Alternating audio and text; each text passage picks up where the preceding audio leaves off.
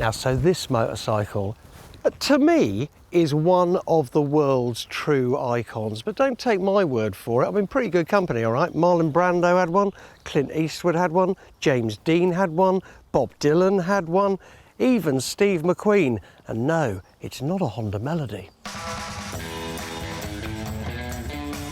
And here it is, one of the most famous motorbikes of all time, which is still in production today. The Triumph Bonneville. Still, to me, one of the greatest looking motorcycles ever. Whether you're talking about the twin exhaust pipes, the modern instruments, the 650 lump, it all seems perfectly judged. Now, this bike was named after the Bonneville salt flats, where Johnny Allen in the mid-50s set some incredible records and consequently gave its name to this bike. And the Americans are to blame for this motorcycle because they wanted a motorcycle that had more power than the Triumph T110 of the day. So hence Triumph put their thinking caps on and came up with this motorcycle.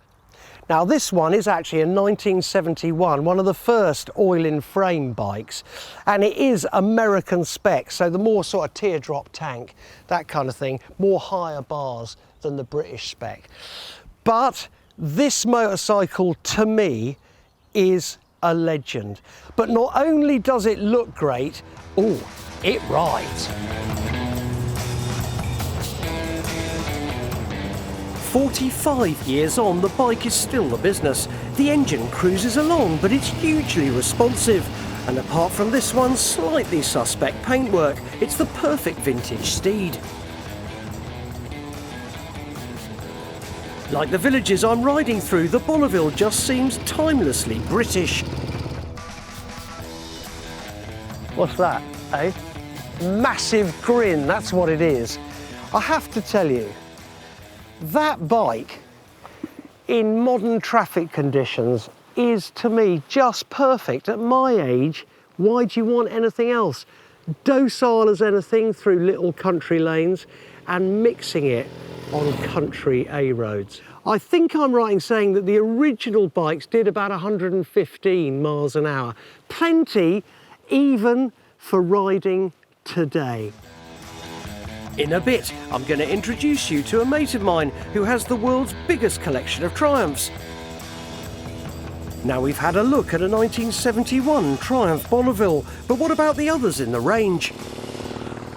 To give us an insight into the history of the Bonneville, it would seem churlish not to visit the world's leading authority on them. His name's Dick, and he lives here just outside Chelmsford. Dick Shepherd is the proud owner of no less than 320 assorted Triumphs, including bikes ridden by Steve McQueen, the Fonz and Tom Cruise. Today, though, we'll stick to the most famous model in the Triumph range, the Bonneville. And we're going to start with one of the first ever Bonnies, a 1959 T120, once ridden in the Thruxton 500-mile race. Now, Dick, this is where it all began, a 59, right? In fact, it was September 58. Now, was it the Americans really that demanded more horsepower? Is that what really instigated this? 100%, yeah. Was it? Yeah. Its predecessor, the T110, was rather a polite touring bike, but the Bonneville was a sports bike with twin carburettors and a higher spec engine. It was way ahead of its time, and it just hit the American market and just couldn't get enough. And all through the 60s, it was the bike to have, and we were struggling over here to get them. There were many different variants of the Bonnie built over its 50-year history, and no surprise, Dick has examples of all of them. One of the most unusual is this T120 dirt tracker. Mainly built for the American market. As I say, very, very rare bike. In fact, this bike's just been used in a film with Jason Statham. Oh, okay. It's in the new Mechanic film that's coming out this year. And we had a job to get him off the bike, to be honest with you. Well, I'll tell you what, if I was Jason Statham, you would never have got me off the bike.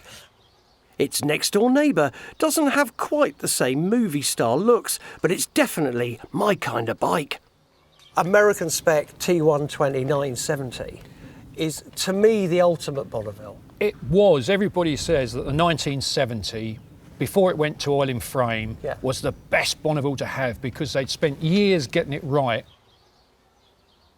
Going from the sublime to the incredibly rare, Dick's collection includes one of the Triumph cider sliders, built in '76 for sponsor Strongbow. I've never seen an original one, and this is it. All I've seen is replicas. Well, the Americans decided that they was going to take us on at flat tracking. So Triumphs, in their wisdom, decided to find a sponsor and build 7 of these. Everyone says there were 6, but there was 7, and this was the very first one they built. But unfortunately, these weren't very successful against the Yamahas. Oh, weren't they? Now, over here, though, we've got a TSX, which is probably last of the T140 lineage, really. That's right. This was one of the very last bikes produced by the factory before they closed. This was the last attempt for Triumphs to try and hang on to their business. Really? I mean, I don't know about you, but I feel that is sort of, you know, with the lineage of the T120, that's quite a big jump as regards styling.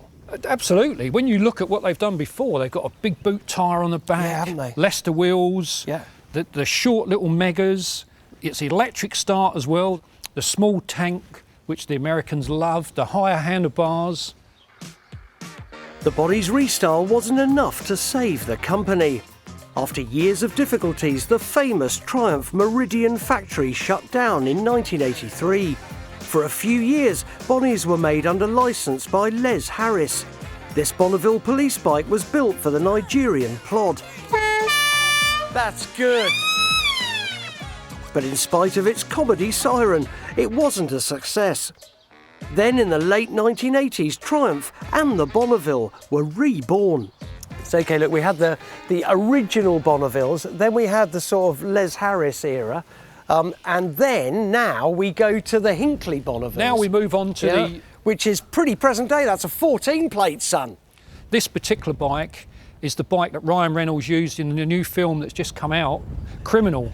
All the top celebrities want to be pictured on these bikes. You know, whenever they're doing a film, they ring Triumphs up and, you know, can we have a Bonneville? Talking about celebrities wanting Triumphs, that's David Beckham's bike, well, isn't it? This is, yeah, this was one of the bikes he used when they'd done his Brazilian adventure. I saw it, great show.